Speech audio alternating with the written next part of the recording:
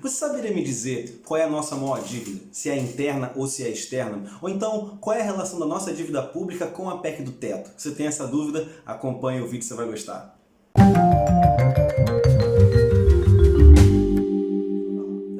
Muitas pessoas me perguntam assim, peraí, mas o Lula não pagou? Eu lembro, o Lula não pagou a dívida do Brasil? Então, tem algumas coisas aí interessantes. Primeiro, que o Lula não pagou a dívida do Brasil. O que ele pagou foi a dívida externa. E o que consiste essa dívida que ele pagou? Era assim, quando o Brasil atrasava um pagamento, quem garantia o pagamento era o FMI. Mas não é o FMI que empresta pra gente? O que o FMI faz é dar o sinal verde ou vermelho, ou seja, ele embarrera ou permite que os credores internacionais façam o investimento no Brasil. Fiz mesmo não, a especulação no Brasil. Né? O que acontece então? É por isso que eles têm os receituários do FMI. Então eles dizem o que a gente tem que fazer, o que tem que seguir, poder passar para o mundo um pouco mais de segurança. Então o que acontecia?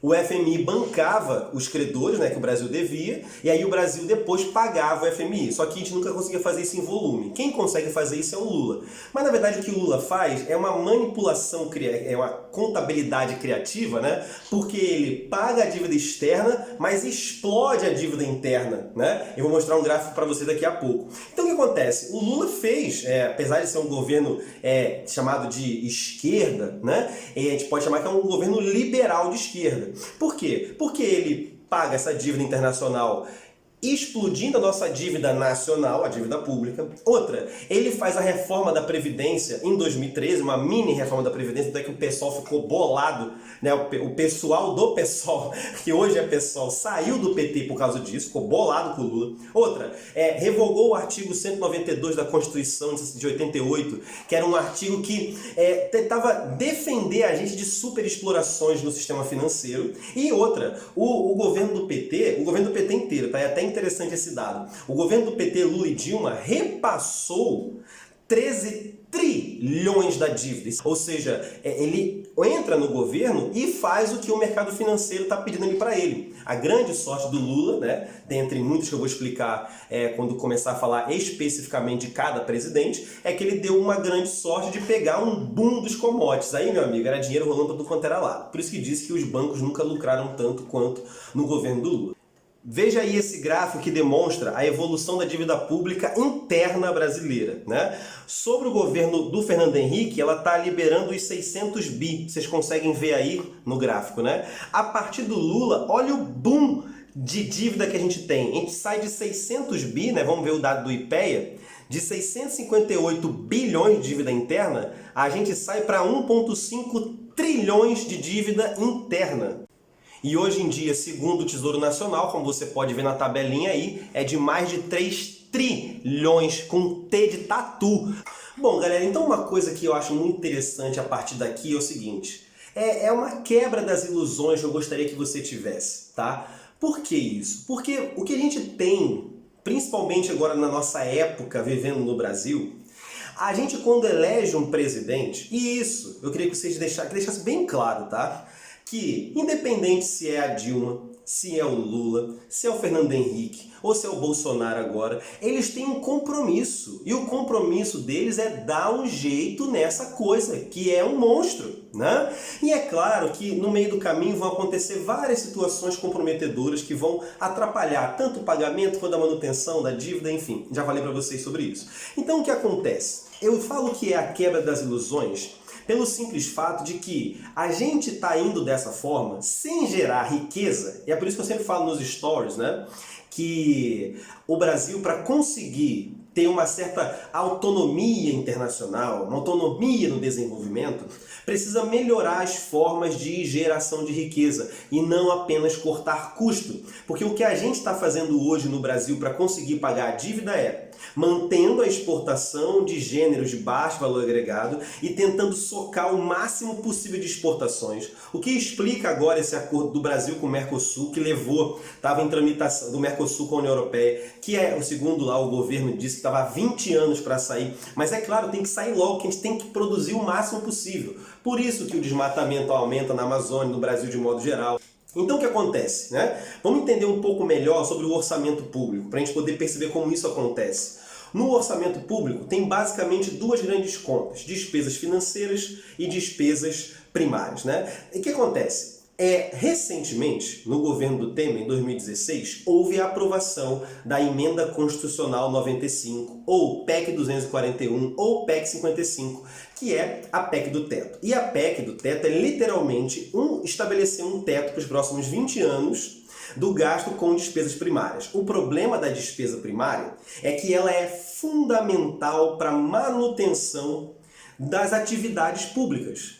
Como você pode ver nesse gráfico aí da decomposição das despesas primárias, você vê que a maior parte vai para a Previdência, vai para o Legislativo, para o Judiciário, vai para abonos e seguros, você vê que a maior parte vai para o pessoal que trabalha na máquina pública. Então a capacidade do governo brasileiro investir na economia, fazer o efeito multiplicador da economia acontecer de fato, ele fica comprometido. A nossa demanda agregada fica comprometida porque há uma redução drástica do investimento do governo.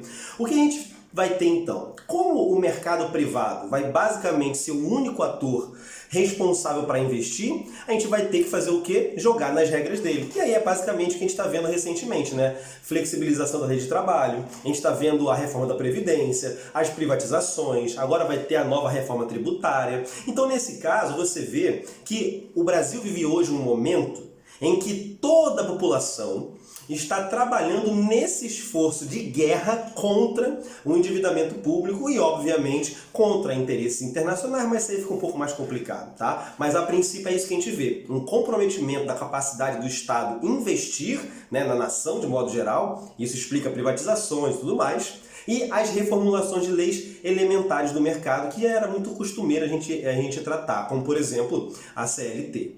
E um exemplo disso é esse gráfico aí que mostra os dias necessários trabalhados para só se pagar impostos no Brasil. Em 2010 era 148 e em 2018 esse espaço de 8 anos só vem aumentando. O que isso significa que em 2008, desde 2015, 2016, a gente tem trabalhado cada vez mais para poder apenas pagar os impostos, que alimentam também o pagamento da dívida. Aí muitas pessoas falam assim, a gente paga imposto, tem que pagar escola, tem que pagar plano de saúde, tem que pagar... Realmente, no caso do Brasil, tem que pagar por quê? Porque enquanto em outros países, como Alemanha, França e tal, que a carga tributária, por exemplo, da Alemanha é enorme, você tem a contraprestação do serviço. Por quê? Porque eles não estão encalacrados igual a gente. Agora, no nosso caso, o nosso pagamento de imposto não vai necessariamente para o desenvolvimento social, para o desenvolvimento tecnológico da nação, que seja. Ele vai praticamente todo para quê?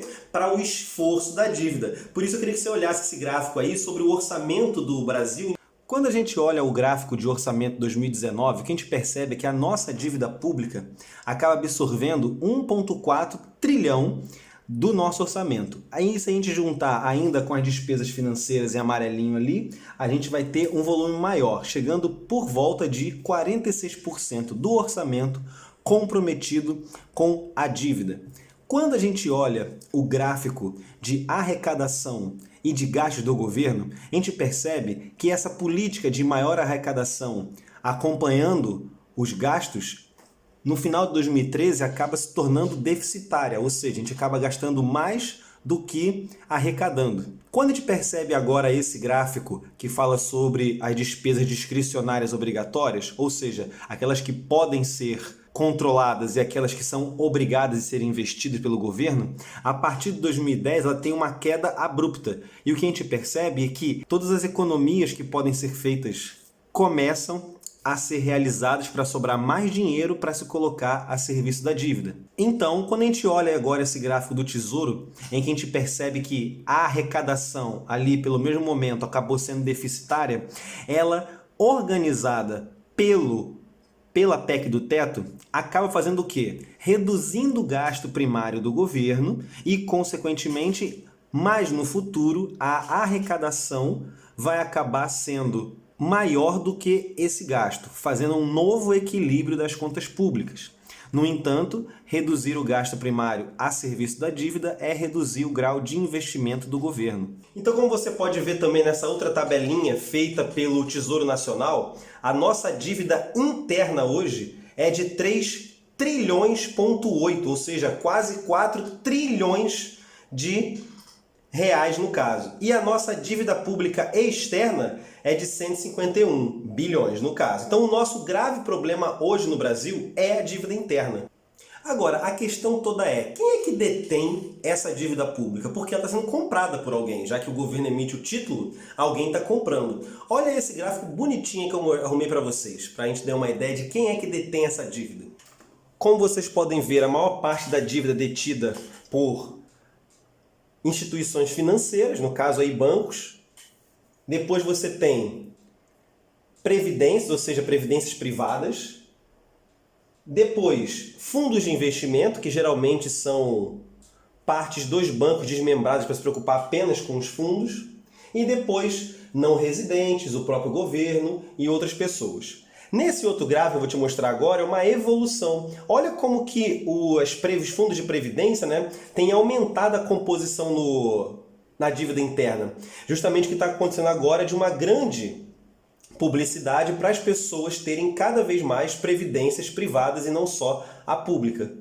Eu não sei você, mas eu fico me perguntando assim, pô, são fundos de investimento, são instituições financeiras, mas quem são de fato esses grupos que detêm essa dívida dessa forma? E ao longo do tempo eles têm evoluído, principalmente em relação à previdência, né? Então dá uma olhadinha aí nos caras que são. A gente tem o Itaú, o Bradesco, o Santander, que inclusive 30% do lucro dele global vem do Brasil, Merrill Lynch, JP Morgan, Goldman Sachs, BTG Pactual, inclusive BTG é bem interessante descobrir quem são os donos, Credit Suisse, Votorantim, XP Investimentos e Citibank, entre outros. Então a gente vê justamente isso, assim, essa escalada da dívida, né, lá no FHC, que era de 600 bi, né, chegou agora a 3 trilhões, quase 4 trilhões. Na verdade, o que a gente tem é basicamente essas instituições financeiras aproveitando essa escalada da dívida interna iniciada lá atrás, obviamente bem aquecida pelo Lula, que obviamente em 2005 usou essa propaganda de ter pagado a dívida externa, né, ter pagado a dívida com os credores, o que foi, na verdade, contabilidade criativa, para conseguir usar isso como propaganda para 2006, né, porque 2006 tinha a reeleição. Então, nesse caso, em 2005, usar isso era muito importante como capital político. Né? Então vamos lá, qual é um dos grandes problemas em relação a isso, a dívida pública interna? Não é apenas o problema de você ter que sempre ter esse esforço em relação a pagar a dívida e esse boom que teve no governo Lula. Mas sim o seguinte, presta atenção, já que a gente não consegue dar conta do orçamento, né, a gente precisa de dinheiro externo, a gente pega novos empréstimos. Aí o que acontece? Esse dinheiro que entra, além da massa de importações, né, o que vai acontecer? Quando esse dinheiro entra no Brasil, ele precisa ser convertido lá no Banco Central, né? Já que a moeda circulante no Brasil é o real. Essa moeda que dinheiro vai ser? Vai ser dólar? Vai ser euro? Vai ser o que vai entrar aqui, né? Ele entra, é convertido em real. Só que na hora que é convertido, ele aumenta a oferta de reais, não é isso? Para o banco, né, para o Brasil, o Banco Central, controlar, junto com o Tesouro e tudo mais, controlar esse aumento na oferta de reais, ele precisa fazer o quê? Retirar reais do mercado para poder injetar esses novos que entraram, até porque quando esse dinheiro, esse empréstimo internacional entra, né, esses especuladores entram, né, você tem que converter a moeda. Beleza. O que acontece então? Para poder conseguir dar espaço na economia para essa nova injeção de dinheiros, o governo faz o quê? Emitiu dívida pública. Lembra disso? Quando a dívida faz assim, ó, bum, no governo Lula? Beleza. Olha o que acontece. Você manda dinheiro, você retira dinheiro do mercado por meio de título público. Por quê? Você oferece o título com a taxa Selic alta. Olha como é que a taxa Selic do Brasil foi durante o governo do PT. Então veja aí na série histórica que quando o governo do Lula assume o poder, em 2003, a taxa está acima de 25%. Justamente uma forma de conseguir atrair mais investimentos. Qual é o problema? Você atrai esse dinheiro, que vai conseguir dar um jeito ali na conta pública rapidinho, né? Só que qual é o problema? É que você inibe o desenvolvimento direto, a criação de contração de empréstimo para poder construir uma pequena fábrica, um novo negócio, né? Porque a taxa básica de juros, ela acaba influenciando, ela condiciona outras taxas. Não precisa ser diretamente, mas ela influencia, já que é a taxa básica de juros. Depois o que acontece? Há um declínio de fato, mas ela acaba chegando ali em 2016 num ponto muito alto de 15%, quase 15%, o que justamente inibe esse desenvolvimento. Mas para quê? Para atrair cada vez mais dinheiro. Ou seja, como você fica nessa escalada muito louca de pega dinheiro, transforma em real, lança título público, a galera compra. Só que você poder atrair cada vez mais compras, você precisa aumentar a taxa de juros. Você compromete o desenvolvimento direto. Mas o que vai acontecer? No futuro, você tem que pagar esse título. E aí qual é o problema? Você posterga um pagamento hoje para poder pagar no futuro com mais dinheiro. O que vai acontecer no futuro? Você precisa contrair novo empréstimo, transformar em real, mandar título para poder conseguir pagar aqueles títulos antigos. Então isso vira uma bola de neve absurda, que é o que a gente tem hoje em dia de quase 4 trilhões de reais endividados, né? Então é isso. Por mais que hoje a taxa esteja num patamar mais civilizatório, vamos dizer assim, né, 6%, você tem um problema que é o seguinte: para sair da dívida e sair do encalacramento, né, você não basta ficar cortando gasto. Isso aí é uma coisa que não é porque eu sou economista, é porque o mundo demonstra isso. Você precisa gerar riqueza. Você precisa aumentar o seu leque de produtos de alto valor agregado para conseguir sair do atoleiro.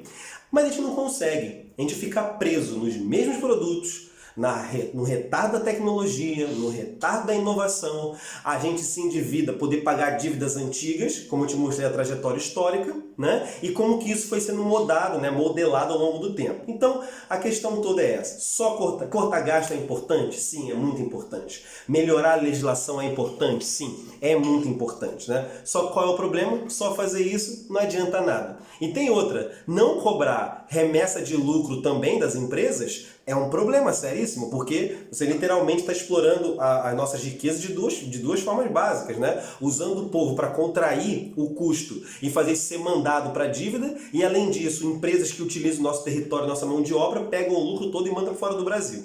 Então, essa é a conclusão. A conclusão é que pagar essa dívida dessa forma é muito complexo e que o problema da dívida pública do Brasil não é um problema da Dilma, não é um problema do Lula, não é um problema do FHC, é um problema que já é histórico no Brasil e que você não tem a ilusão, infelizmente, de que não tem como não fazer isso. Tem que ser feito isso, independentemente do governo, só que a questão toda é como você vai fazer isso. E se de fato essa dívida ela é legal ou não. Por quê? A questão toda que eu vou deixar para vocês, a pergunta é: por que a gente não faz uma auditoria da dívida para saber o que de fato é nossa responsabilidade ou o que foi só sendo atrelado à nossa dívida, fazendo essa coisa explodir no nível que está hoje em dia? Tudo bem? Então, muito obrigado para vocês e espero que vocês comentem aí o vídeo e me deem novas sugestões do que vocês querem, como vocês querem que vá ao canal, e qualquer dúvida pode me procurar que eu respondo vocês. Valeu, galera! Grande abraço!